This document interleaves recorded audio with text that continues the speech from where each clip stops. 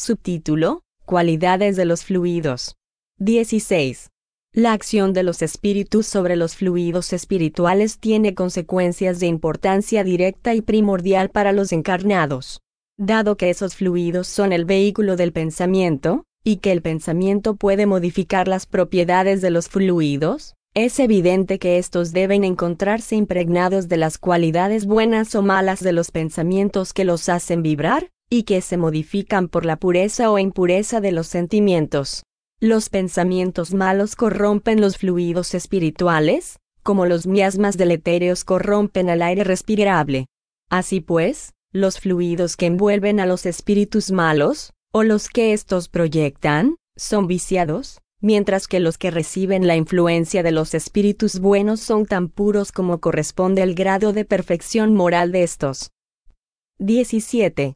Es imposible hacer una enumeración o clasificación de los fluidos buenos y malos, así como especificar sus cualidades respectivas, dado que su diversidad es tan grande como la de los pensamientos. Los fluidos no poseen cualidades sui generis, sino las que adquieren en el medio donde se elaboran, se modifican mediante los efluvios de ese medio, como el aire por las exhalaciones y el agua por las sales de las capas que atraviesa. Según las circunstancias, esas cualidades son, como las del agua y del aire, temporarias o permanentes, lo que los hace especialmente apropiados para la producción de tales o cuales efectos. Los fluidos tampoco poseen denominaciones especiales. Al igual que los olores, son designados según sus propiedades, sus efectos y tipos originales. Desde el punto de vista moral, son portadores de la marca de los sentimientos de odio, envidia, celos, orgullo, egoísmo, violencia, hipocresía, bondad, benevolencia, amor, caridad, dulzura, etc. Desde el punto de vista físico, son excitantes, calmantes, penetrantes, astringentes, irritantes, suavizantes, soporíferos, narcóticos, tóxicos, reparadores, vomitivos, se convierten en fuerza de transmisión, de propulsión, etc. El cuadro de los fluidos sería, pues, el de todas las pasiones, las virtudes y los vicios de la humanidad, y también el de las propiedades de la materia, en correspondencia con los efectos que ellos producen. 18. Como los hombres son espíritus encarnados, poseen en parte los atributos de la vida espiritual, puesto que viven de esa vida tanto como de la vida corporal, en principio, durante el sueño, y a menudo en el estado de vigilia. Cuando encarna, el espíritu conserva su periespíritu con las cualidades que le son propias y que, como se sabe, no queda circunscripto por el cuerpo, sino que irradia alrededor suyo y lo envuelve como si fuera una atmósfera fluídica. Por su unión íntima con el cuerpo, el periespíritu desempeña un rol preponderante en el organismo. Mediante su expansión, pone al espíritu encarnado en relación más directa con los espíritus libres y también con los espíritus encarnados. El pensamiento del espíritu encarnado actúa sobre los fluidos espirituales del mismo modo que el de los espíritus desencarnados, y se transmite de espíritu a espíritu por las mismas vías, según sea bueno o malo, sanea o envicia a los fluidos circundantes.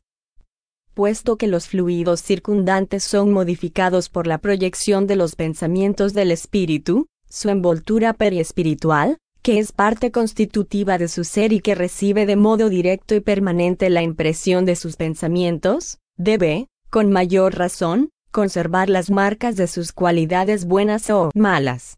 Los fluidos viciados por los efluvios de los espíritus malos pueden depurarse mediante el alejamiento de estos, pero sus periespíritus serán siempre los mismos, en tanto el espíritu no se modifique. El periespíritu de los encarnados es de naturaleza idéntica a la de los fluidos espirituales, de modo que él los asimila con facilidad, como si fuera una esponja que se embebe de un líquido. Esos fluidos ejercen sobre el periespíritu una acción tanto más directa cuanto que, por su expansión e irradiación, el periespíritu acaba por confundirse con ellos. Esos fluidos actúan sobre el periespíritu y éste, a su vez, reacciona sobre el organismo material con el cual se halla en contacto molecular. Si los efluvios son de buena naturaleza, el cuerpo recibirá una impresión saludable; si son malos, la impresión será penosa. Si los efluvios malos son permanentes y enérgicos, podrán ocasionar desórdenes físicos. Ciertas enfermedades no tienen otro origen. Los ambientes donde predominan los espíritus malos se encuentran, pues, impregnados de fluidos deletéreos que el encarnado absorbe por los poros periespirituales, así como absorbe por los poros del cuerpo los miasmas pestilentes. 19. Así se explican los efectos que se producen en los lugares de reunión. Una asamblea es un foco de irradiación de pensamientos diversos. Es como una orquesta, un coro de pensamientos, donde cada uno emite una nota. Resulta de ahí una multiplicidad de corrientes y efluvios fluídicos cuya impresión recibe cada uno por medio del sentido espiritual. Como en un coro musical cada uno recibe la impresión de los sonidos a través del sentido de la audición. No obstante, del mismo modo que existen irradiaciones sonoras armoniosas o disonantes, también existen pensamientos armoniosos o discordantes. Si el conjunto es armonioso, la sensación será agradable; si es discordante, la impresión será penosa. Ahora bien, para eso no es necesario que el pensamiento se exteriorice mediante palabras; ya sea que se exteriorice o no, la irradiación fluídica existe siempre. Tal es la causa del sentimiento de satisfacción que se experimenta en una reunión simpática, animada por pensamientos buenos y benévolos. En ella reina una atmósfera moral saludable, y se respira libremente; de ella salimos reconfortados, pues nos hallamos impregnados de fluvios fluídicos saludables. No obstante, basta con que se mezclen allí algunos pensamientos malévolos para que se produzca el efecto de una corriente de aire helado en un medio tibio, o el de una nota desafinada en un concierto. De ese modo también se explica la ansiedad, el indefinible malestar que se experimenta en una reunión antipática, donde los pensamientos malévolos provocan corrientes de aire nauseabundo. 20. El pensamiento produce, por consiguiente, una especie de efecto físico que reacciona sobre lo moral, hecho que solo el espiritismo podía hacer comprensible. El hombre lo siente instintivamente, ya que busca las reuniones homogéneas y simpáticas, donde sabe que podrá absorber nuevas fuerzas morales. Se podría decir que en esas reuniones recupera las pérdidas fluídicas que padece cada día por la irradiación del pensamiento, así como recupera mediante los alimentos las pérdidas del cuerpo material. En efecto, el pensamiento es una emisión que ocasiona una pérdida real de fluidos espirituales y, por consiguiente, de fluidos materiales, de manera tal que el hombre necesita recuperarse con los efluvios que recibe del exterior. Cuando se dice que un médico cura a un enfermo por medio de buenas palabras, se enuncia una verdad absoluta, porque un pensamiento bondadoso es portador de fluidos reparadores que actúan tanto sobre el cuerpo físico como sobre lo moral. 21. No cabe duda de que es posible, se dirá, evitar a los hombres a los que se sabe malintencionados. Pero, ¿cómo evitaremos la influencia de los espíritus malos que pululan alrededor nuestro y se insinúan por todas partes sin que los veamos? El medio es muy simple, porque depende de la voluntad del hombre mismo, que lleva en sí la necesaria prevención. Los fluidos se combinan de acuerdo con la semejanza de su naturaleza, los opuestos se repelen, existe incompatibilidad entre los fluidos buenos y los malos, así como entre el aceite y el agua. ¿Qué se hace cuando el aire está viciado? Se procede a su saneamiento, se lo depura destruyendo el foco de los miasmas, expulsando los efluvios malsanos mediante las corrientes más fuertes de aire salubre. Contra la invasión de los fluidos malos es preciso que se opongan los fluidos buenos, y como cada uno tiene en su propio periespíritu una fuente fluídica permanente, todos son portadores del remedio. Solo se trata de depurar esa fuente y de darle cualidades tales que se constituya en un repelente de las malas influencias, en vez de que sea una fuerza de atracción. El periespíritu, por lo tanto, es una coraza a la que se le debe dar el mejor temple posible. Ahora bien, Como sus cualidades se corresponden con las cualidades del alma, es preciso trabajar en su mejoramiento, visto que son las imperfecciones del alma las que atraen a los espíritus malos. Las moscas son atraídas por los focos de putrefacción, destruid esos focos, y ellas desaparecerán. Lo mismo sucede con los espíritus malos, que van hacia donde el mal los atrae, eliminad el mal, y ellos se alejarán. Los espíritus realmente buenos, encarnados o desencarnados, no tienen nada que temer de la influencia de los espíritus malos. Título 2. Explicación de algunos fenómenos considerados sobrenaturales. Subtítulo: Vista espiritual o psíquica. Doble vista. Sonambulismo. Sueños. 22. El periespíritu es el lazo que une la vida corporal con la vida espiritual. Por intermedio de él, el espíritu encarnado se encuentra en relación constante con los espíritus desencarnados, y con su auxilio se producen en el hombre fenómenos especiales cuya causa primera no se encuentra en la materia tangible, razón por la cual parecen sobrenaturales. En las propiedades y en las irradiaciones del fluido periespiritual debemos buscar la causa de la doble vista, 68, o vista espiritual, a la que también se puede llamar vista psíquica, de la cual muchas personas están dotadas, casi siempre sin que lo sepan, así como de la vista sonambúlica. Nota al pie. 68. En francés, Allan Kardec utiliza indistintamente las expresiones doble vista, double vue, y segunda vista, seconde vue. Fin de la nota. El periespíritu es el órgano sensitivo del espíritu. Por intermedio de él, el espíritu encarnado percibe las cosas espirituales que escapan a los sentidos carnales.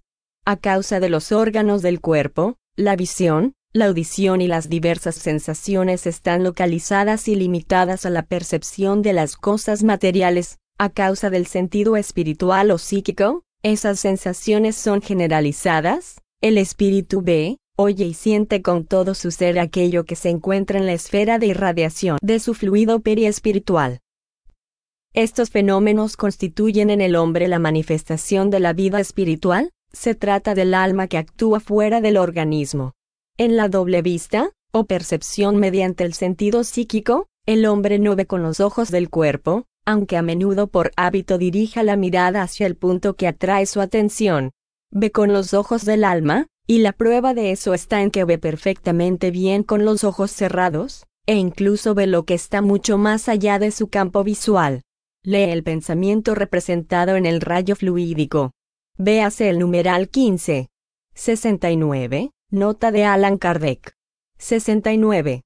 Véanse los hechos de doble vista y lucidez sonambúlica relatados en la Revista Espírita, enero y noviembre de 1858, julio de 1861, noviembre de 1865. Fin de la nota. 23.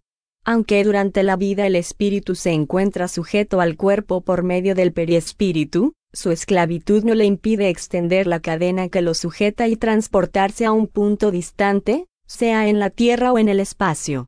Solo a disgusto permanece el espíritu ligado al cuerpo, porque su vida normal es la libertad, mientras que la vida corporal es semejante a la de un ciervo cautivo a la gleba. El espíritu, por lo tanto, se siente feliz al abandonar el cuerpo, como un pájaro que abandona su jaula. Para liberarse de él aprovecha todas las ocasiones, todos los instantes en que su presencia no es necesaria para la vida de relación. Este fenómeno se denomina emancipación del alma, y se produce siempre durante el dormir. Cada vez que el cuerpo descansa y que los sentidos quedan inactivos, el espíritu se desprende. Véase el libro de los espíritus, libro 2, capítulo 8. En esos momentos, el espíritu vive la vida espiritual, mientras que el cuerpo vive apenas la vida vegetativa. Se halla, en parte, en el estado en que habrá de encontrarse después de la muerte, recorre el espacio, conversa con sus amigos y con otros espíritus libres o encarnados como él. El lazo fluídico que lo sujeta al cuerpo solo se rompe definitivamente en ocasión de la muerte. La separación completa solo se produce por efecto de la extinción absoluta de la actividad del principio vital. Mientras el cuerpo vive, el espíritu regresa a él instantáneamente, sea cual fuere la distancia que se encuentre, cada vez que su presencia allí sea necesaria.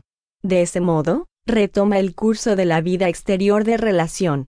A veces, al despertar, conserva un recuerdo de sus peregrinaciones, una imagen más o menos precisa que constituye los sueños. En todos los casos, es portador de las intuiciones que le sugieren ideas y pensamientos nuevos, lo cual justifica plenamente el proverbio, la noche es buena consejera. Así se explican también ciertos fenómenos característicos del sonambulismo natural y magnético, de la catalepsia, de la letargia, del éxtasis, etc., que no son más que manifestaciones de la vida espiritual. 70. Nota de Allan Kardec.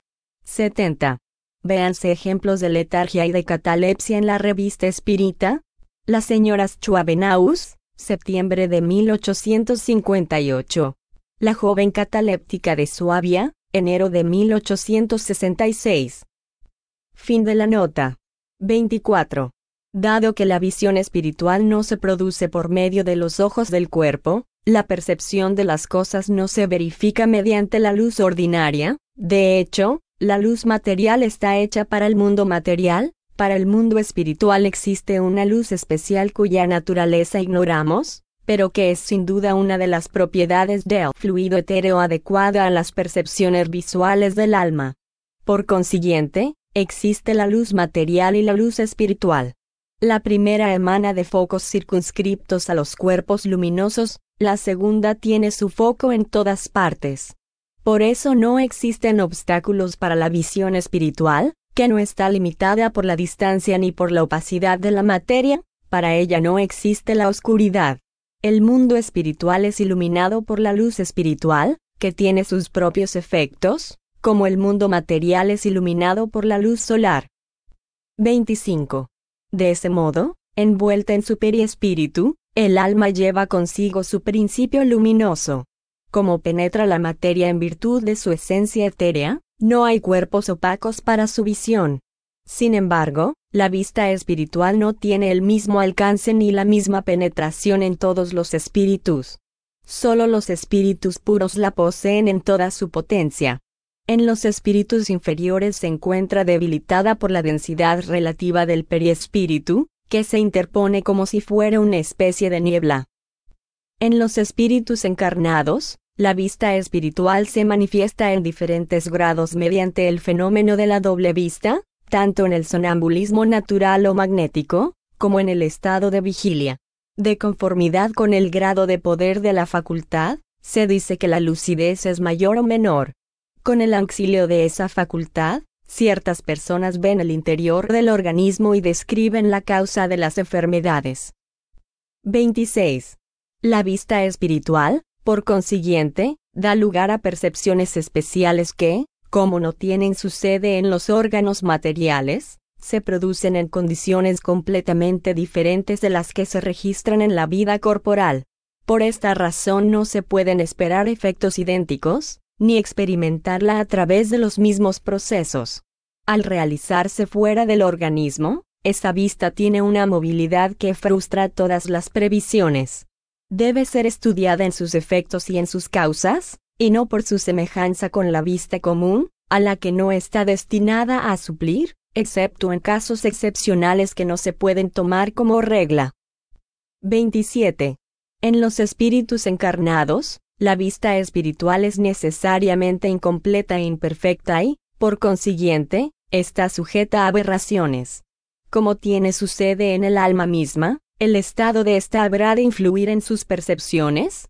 Según el grado de desarrollo, las circunstancias y el estado moral del individuo, la vista espiritual puede tener, ya sea durante el dormir o en el estado de vigilia, la percepción de, primero, ciertos hechos materiales y reales, como el conocimiento de algunos acontecimientos que tienen lugar a mucha distancia, los detalles descriptivos de una localidad, las causas de una enfermedad y los remedios adecuados para su tratamiento. Segundo, cosas igualmente reales del mundo espiritual, como la presencia de los espíritus. Tercero, imágenes fantásticas creadas por la imaginación. análogas a las creaciones fluídicas del pensamiento.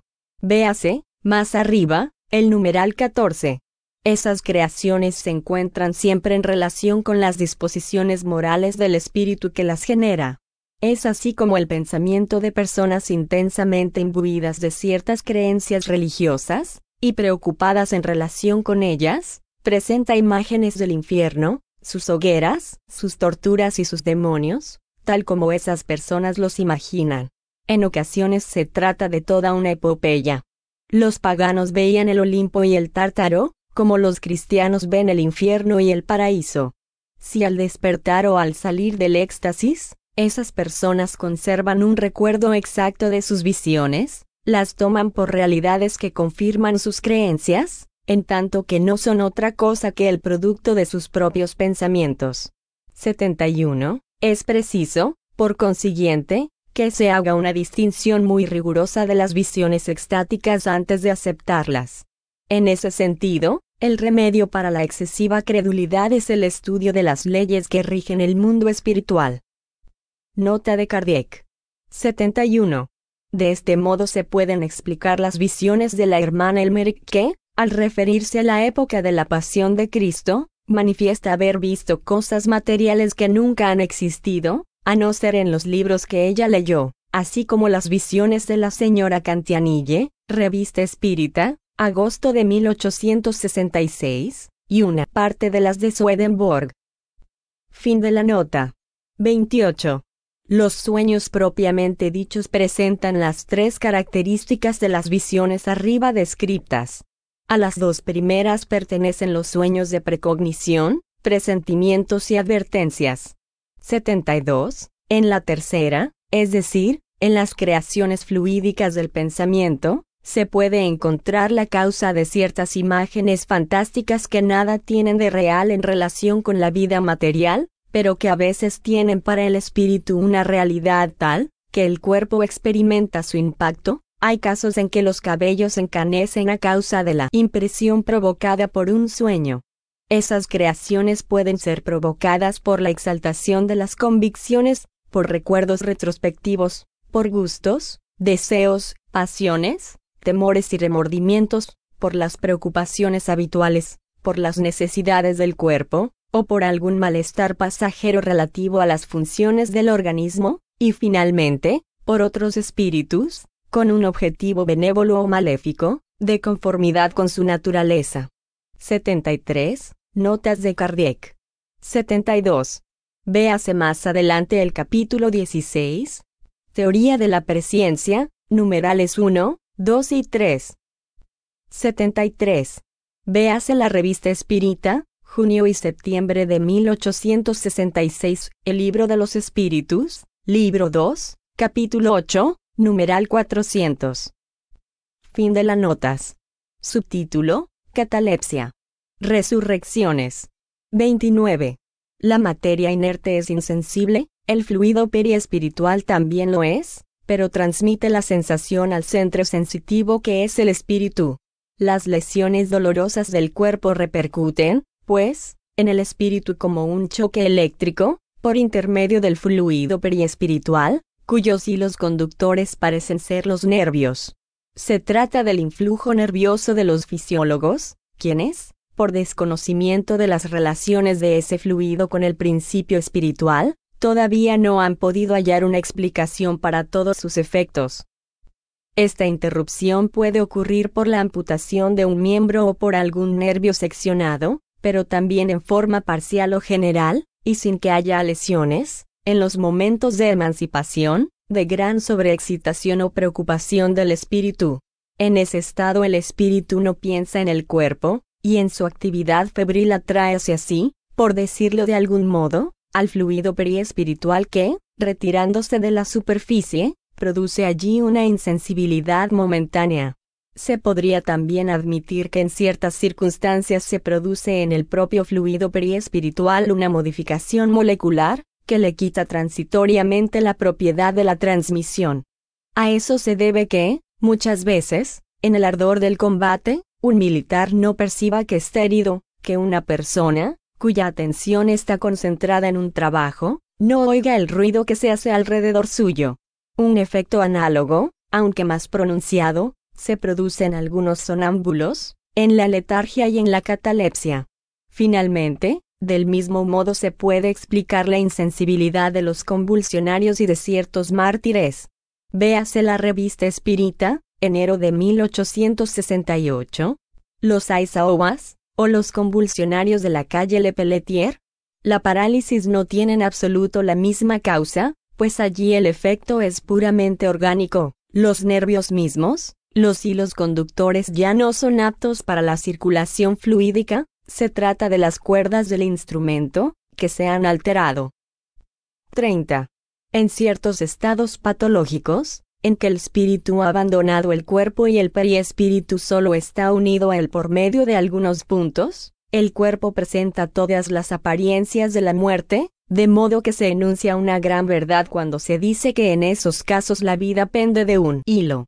Ese estado puede durar más o menos tiempo, e incluso ciertas partes del cuerpo pueden entrar en descomposición, a pesar de que la vida no se ha extinguido definitivamente. Mientras no se haya cortado el último hilo, el espíritu puede, ya sea por una acción enérgica de su propia voluntad o por un influjo fluídico extraño, igualmente poderoso, ser llamado de vuelta al cuerpo. Así se explican ciertos casos en los que la vida se prolonga contra todas las probabilidades, así como también algunas supuestas resurrecciones. Es una planta que vuelve a brotar, como a veces sucede, de una única fibra de la raíz. Pero cuando las últimas moléculas del cuerpo fluídico ya se han separado del cuerpo carnal, o cuando este último llegó a un estado irreparable de degradación, el regreso a la vida es imposible. 74. Nota de Kardec. 74. Véanse ejemplos en la revista Espírita. Sr. Cardun, médico, agosto de 1863. Una resurrección. La mujer corsa, mayo de 1866. Fin de la nota.